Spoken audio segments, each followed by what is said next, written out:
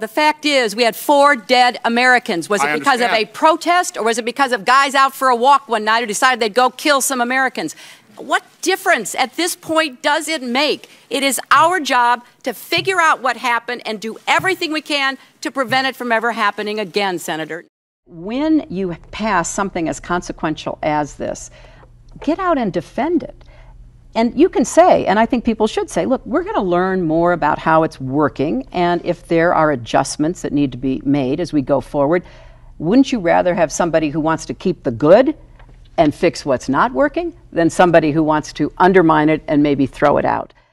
If we're going to support marriage in our country, it should be available to everyone, regardless of who they love.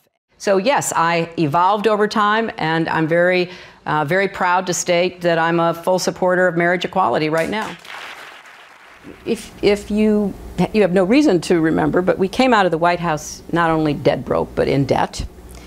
We had no money when we got there, and we struggled to, piece together the resources for mortgages, for houses, for Chelsea's education. It was not easy.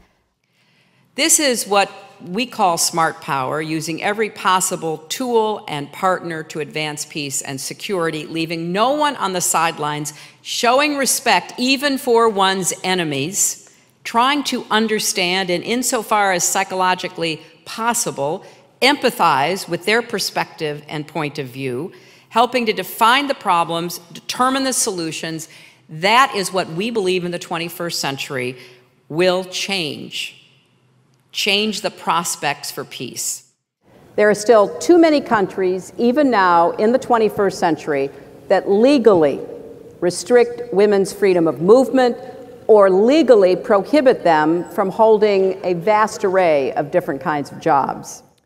When I got to work as Secretary of State, I opted for convenience to use my personal email account, which was allowed by the State Department, because I thought it would be easier to carry just one device for my work and for my personal emails instead of 2.